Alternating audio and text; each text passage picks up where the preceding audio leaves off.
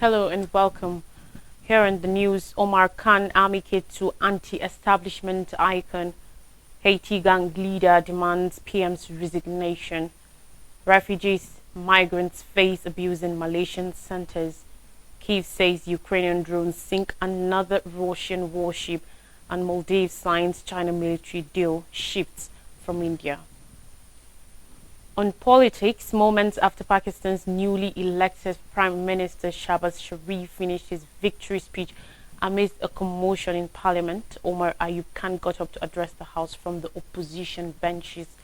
Posters of Imran Khan, the chairman of Omar's Pakistan Tehreek-e-Insaf PTI party and ex-Pakistani Prime Minister, were pasted on his desk and on those of his colleagues. Wearing a red and green scarf, the colors of his PTI, 54-year-old Omar invoked a line from Shakespeare's Hamlet: "There is something rotting in the system of Pakistan today." According to Imran Khan, what is rotting is the role of Pakistan's military establishment, which the former cricket captain turned politician accused of interfering in the country's politics to remove him from power in 2022, a charge the army denies. Omar, otherwise a keen adventure sport enthusiast with a passion for aviation and skydiving, has been far more circumspect, training his guns on the political parties that have joined to create the government: Sharif's Pakistan Muslim League Nawaz PMLN, the Pakistan's People's Party PPP, and other smaller parties. Yet the speech cemented his status as the parliamentary face of a party that appears to be enjoying its stature as a force that has challenged the role of the military in Pakistan's politics. It is a legacy that Omar knows better than most. It was his grandfather, General Ayub Khan, who delivered the first devastating blow to Pakistan's young democracy when he became its martial law administrator in 1958 and ruled the country for the next 11 years. Ayub's tenure put in place a template that others will follow. Military rulers have directly governed Pakistan for over 30 of the 77 years as an independent nation. Now Ayub's grandson is pitching a fresh path for Pakistan, riding on the popularity of the PTI, which defied the odds in the February 8th elections to emerge as the party whose candidates won the most seats, despite not even being able to use their party symbol. But the PTI was not Omar Ayub Khan's first political calling, or even his second. Still dwelling on politics, the Haitian gang leader Jimmy Charizia, who is behind a violent attempt to overthrow Prime Minister Ariel Henry, has cautioned of civil war and genocide until and unless Henry steps down. Armed criminal gangs who control large swaths of the country hold a coordinated assault to remove the Prime Minister when he was out of the country last week. Henry, who was supposed to step down in February, was reported to be in Puerto Rico, a United States territory, on Tuesday after the Dominican Republic refused permission for his plane to land. The Dominican Republic shares the island of Hispaniola with Haiti. Charizia, a 46-year-old former police officer who goes by the name Barbecue and is under United Nations sanctions for human rights abuses, said, according to report in the capital Port-au-Prince, if Ariel Henry doesn't resign, if the international community continues to support him, we'll be heading straight for a civil war that will lead to genocide. Either Haiti becomes a paradise or a hell for all of us. It's out of the question for a small group of rich people living in big hotels to decide the fate of people living in working-class neighborhoods, he added. Late on Monday, gangs opened fire on police outside the Thousand Louverture International Airport in Port-au-Prince as loads of employees and other workers fled the bullets. The airport remained closed on Tuesday, along with schools and banks. Over the weekend, the gangs attacked Haiti's two largest prisons, enabling thousands of inmates to escape. Henry, who came to power under a deal agreed with the opposition following the 2021 assassination of President Jovenel Moise, was supposed to step down in February so elections could be held. But in recent months, gangs have pushed beyond the city and into rural areas, overwhelming security forces in one of the world's most impoverished countries. Henry has said the situation remains too unstable for elections and has been urging the deployment of a United Nations-backed multinational police mission to help stabilize the country. No less than 15,000 people have recently been evacuated. The wars hit parts of Port-au-Prince, said Stefan Dujarric, a spokesman for United Nations Secretary General Antonio Guterres. Rights group Plan International said many were fleeing the capital for Artibonite, traditionally Haiti's farming region, whose residents are now facing food shortages as fighting spreads north. The government has declared a state of emergency and nighttime curfew, while the United Nations Security Council has planned a closed-door meeting on the situation for later on Wednesday. Countries in the region have withdrawn embassy staff and advised their citizens to leave. Away from politics, now on refugee, Human Rights Watch HRW has said Malaysia is holding thousands of refugees and migrants in a network of violence called detention centers where they are denied basic needs and sometimes subject to torture. The rights group said 23 former detainees described the centers as oppressive places where they face the daily threat of punishment in a report released on Wednesday. All those interviewed by HRW for its report said they had witnessed beating, while 15 of them said they had been beaten themselves. Punishments included being hit, kicked and beaten with rubber pipes or batons, being forced to hold stressed positions or hang from the wall, isolation, having meals withheld and being ordered to perform hundreds of squats and push-ups, the report said. Hussein, a Rohingya refugee registered with the United Nations Refugee Agency UNHCR since 2016 but still detained, told HRW that he had been held in several detention centers. Like most countries in Southeast Asia, Malaysia is not a signatory to the United Nations Convention on Refugees and has no legal framework to process and recognize those fleeing persecution, violence and unrest. Refugees are often detained alongside undocumented migrants, and the UNHCR has not been permitted to visit immigration depots since 2019, even as the number of immigration attacks has surged. Last year, Parliament was told that some 11,694 people, including 1,467 children, were being held in its immigration detention centers as of September 2023. Human Rights Watch noted those held had no recourse to judicial review or mechanisms to appeal their detention. On Ukraine and Russia war on Tuesday, Ukraine's military claimed another successful attack on the Russian warship, marking the newest in a string of naval defeats for Moscow's Black Sea Fleet that Kyiv says has lessened its numbers by over a third since the beginning of the war. The Defense Intelligence of Ukraine said maritime drones operated by its Group 13 Special Unit hit and sank the 1,300-ton Russian patrol ship Sergei Kotov in the Black Sea close to the Kerch Strait that separates occupied Crimea from the coast of southwest Russia. According to a statement, as a result of the strike by Bulgari V5 maritime drones, the Russian ship Project 22160 Sergei Kotov sustained damage to the stern, starboard and port side, sparking a fire aboard the vessel. The military later confirmed the ship had sunk. The mission was conducted in cooperation with the Ukrainian Navy and with the support of Ukraine's Ministry of Digital Transformation, it added. Representative of the Defense Intelligence of Ukraine, Andriy Yusov, said according to reports that the Sergei Kotov had been aimed and hit before, but this time the Sergei Kotov has been destroyed for sure. 7 Russian crew members were killed and 6 were injured, the Defense Intelligence of Ukraine claimed on social media. It did not disclose how Ukraine had come by this information. Ukraine's maritime drones have taken a heavy toll on Russian naval ships, particularly in the past few months, with its campaign in the Black Sea a sporadic strategic success for Kyiv compared to recent setbacks on the battlefield. The Russian landing ship Caesar Kanikov was attacked with the same drones used against the Sergei Kotov in mid-February. The drones punctured critical holes on the Russian ship's left side before sinking it, Ukrainian military intelligence agency said. Earlier in February, Ukraine claimed its forces had incapacitated around 33% of Russia's warships, amounting to 24 disabled ships and 1 submarine. Russia's worst naval loss of the war was the sinking of the guided missile cruiser Moskva in April 2022. The Sergei Kotov was one of the Russia's latest ships in the Black Sea Fleet. A report on January 21, 2021 said the ship was floated on that day and would soon join the Black Sea Fleet.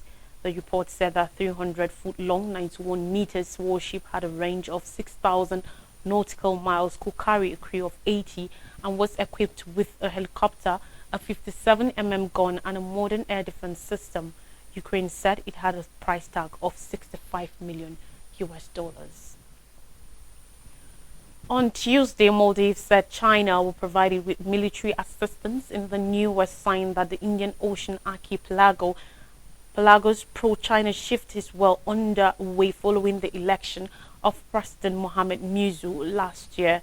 According to a post on X, the Maldivian Defense Ministry said it signed an agreement with Beijing on Monday on China's provision of military assistance and that the deal will foster stronger bilateral ties. Details of what the assistance would involve were not released, but the ministry said the deal was gratis or given for free. The step is part of a push by President Muizzu since taking office in November to improve closer ties with China following his India Out election campaign that promised to remove Indian troops from Maldivian soil and reassert lost national sovereignty.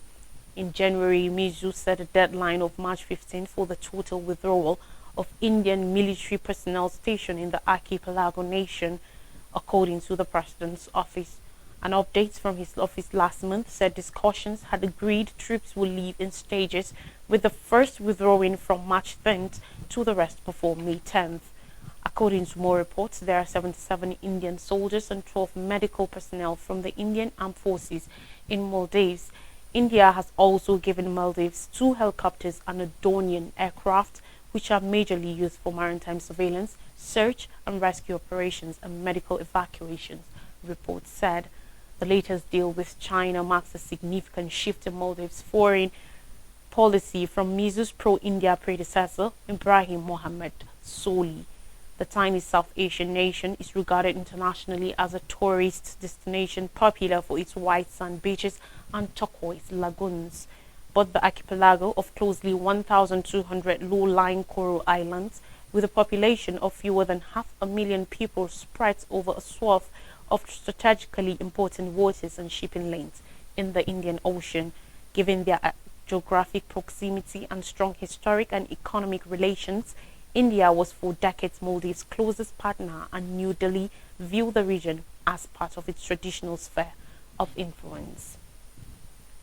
Now on more stories, China targets 5% growth in 2024, promises transformation. China has set an ambitious economic expansion aim of about 5% for 2024 as its leaders promise to transform the growth model in the face of major challenges facing its development. The figure, similar to last year's growth aim, on Tuesday was announced by Chinese Premier Li Qiang at the opening of the yearly gathering of the National People's Congress (NPC), the country's rubber-stamp legislature, which draws closely 3,000 delegates to Beijing for a week-long meeting. Li said during the delivery of his maiden work report that stability is of overall importance as it is the basis for everything we do. In particular, we must push ahead with transforming the growth model, making structural adjustments, improving quality, and enhancing performance. His proclamation comes as Beijing is seeking to increase confidence in China's economy while fighting with the troubled property sector, deflationary pressures, and exodus of foreign capital, a battered stock market, and a record low birth rate. Ahead of the event, the political heart of Beijing, where the event is taking place, was under heavy security with barricades and traffic controls restricting access to the public square and surrounding government buildings. At the event, China also launched its annual military budget for 2024, which will add by 7.2% to 1.67 trillion yuan, that's $230.6 billion, according to a draft report released separately. The growth rate for the defense budget is the same as last year's. The gross domestic product (GDP) aim and military spending are among the most closely watched figures during the opening day of proceedings. But investors appear to be disappointed about the lack of major stimulus measures. Hong Kong's benchmark Hang Seng Index fell 2.6% by afternoon trade, the worst performer in Asia. The Hang Seng Tech Index sank 4%. On Israel-Gaza conflict, Hamas reacts to ceasefire, accuses Israel of delay. On Tuesday, Hamas said there could be no exchange of prisoners before a permanent ceasefire and a full Israeli extraction from Gaza as it reacted to proposals from Egyptian and Qatari mediators. Hamas senior leader Osama Hamdan said in Beirut, the security and safety of our people will not be achieved except through a permanent ceasefire, the end of aggression, Israel's withdrawal from every inch in Gaza, and the entry of aid to our people in Gaza is our utmost priority. Hamas's response comes as delegates run to reach a deal that will put a halt in fighting with the release of Israeli hostages held in Gaza before the Muslim holy month of Ramadan. Whether that deadline can be met remains unclear. Israeli Prime Minister Benjamin Netanyahu has earlier ruled out stopping the military campaign before Hamas is completely destroyed. On Tuesday, Hamdan also accused Israel of stalling on reaching an agreement and cautioned that the deliberations will not be open-ended as Israel continues its offensive in Gaza. Last week, reports said Hamas was reviewing a draft proposal for a regional ceasefire lasting approximately 6 weeks, during which 40 Israeli hostages will be exchanged for 400 Palestinian prisoners. Hamdan's response came just hours after U.S. President Joe Biden said a potential ceasefire was in the hands of Hamas as he boarded Air Force One at Hagerstown Airport. Biden said the Israelis have been cooperating and that a ceasefire is necessary. The Biden administration has been racing against the clock to secure a ceasefire before Ramadan begins, which is anticipated to start March 10th. Fearing any aggressive military push by Israel during the Muslim holy month will only further inflame tensions across the region. Biden said on Tuesday that without a deal by Ramadan, the situation in Israel and specifically in Jerusalem will be very, very dangerous. Negotiators have been gathered in the Egyptian capital, Cairo, since Sunday for talks on a deal, but Israel did not send a delegation.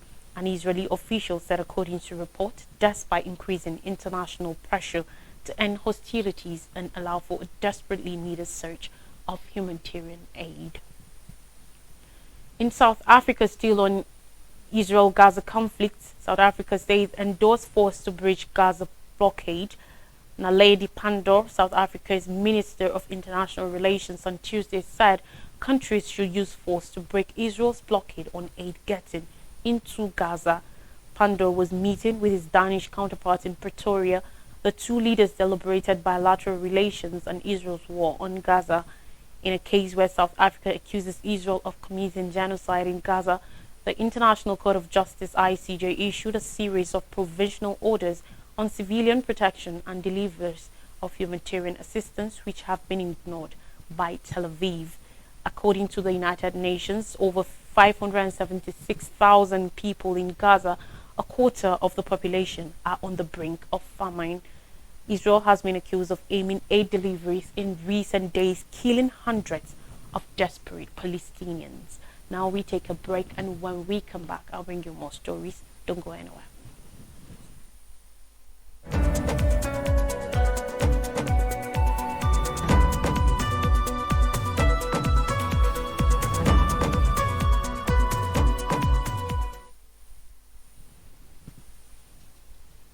You're welcome back. Thanks for staying with us. Now, more stories, particularly from Nigeria, says Lagbaja says army won't disrupt democracy. Lieutenant General Tariq Lagbaja, the Chief of Army Staff (COAS), has said the Nigerian army has no plan to truncate the nation's promising democracy. He said democracy has come to stay, opposing calls for the military to oust the democratically elected government in power over the prevalent economic hardship. The COAS stated this while declaring open a seminar of the Army Headquarters Department of Military Secretary holding in Abuja. He said the Nigerian army will continue to defend the constitution and not suspend it for whatever reason, adding that it was the duty of our elected leaders to lead while the military does its job as enshrined in our constitution. Therefore, he charged officers and soldiers of the Nigerian army to remain professional and be above board as they discharge their constitutional duties. General Lagbaja reiterated that the Nigerian army as an institution remains the agent of democracy. And lastly, on the news, Nigeria must tackle food insecurity first, says MIF. Yesterday, the International Monetary Fund (MIF) asked the federal government to pay quick attention to food insecurity in the country. The MIF's position came on a day governors said Nigeria must go into production if it must get the people out of the present suffering. At the 16th edition of the Leadership Annual Conference and Awards, the MIF made its position known in its end of mission statement issued after the completion of the MIF Staff 2024 Article IV mission to Nigeria. This is even as ex-Anambra State Governor and 2023 presidential candidate of the Labour Party LP Peter Obi, who condemned the hardship in the country, said he was not desperate to be president, but desperate to make Nigeria work. Former Deputy Governor of Financial Stability of the Central Bank of Nigeria (CBN), Professor Kingsley Moghalu, also advocated the sale of government assets to raise funds totaling 18 to 20 billion US dollars, which could be channeled into boosting foreign reserves to stabilize forex and overcome economic despair. President Bola Tinubu, however, urged Nigerians to be patient, assuring them that his economic reforms will stabilize the country. President Tinubu, Obi, and Moghalu also spoke at the Leadership Annual event, which served as a stage for political figure statement and other dignitaries to high point the significance of surging productivity as a means of elevating Nigeria from her present state of suffering and navigating her toward economic stability and strength. Echoing the governors, the MIF said tackling food insecurity should be a quick priority of the federal government. Another look at the top stories. Omar Khan amicate to anti-establishment icon. Haiti gang leader demands PM's resignation. Refugees, migrants face abuse in Malaysian centers. Kyiv says Ukrainian drones sunk another Russian warship. A Maldives signs China military deal. Shifts from India. And that's all on the news. Thanks for watching. Have a great day ahead.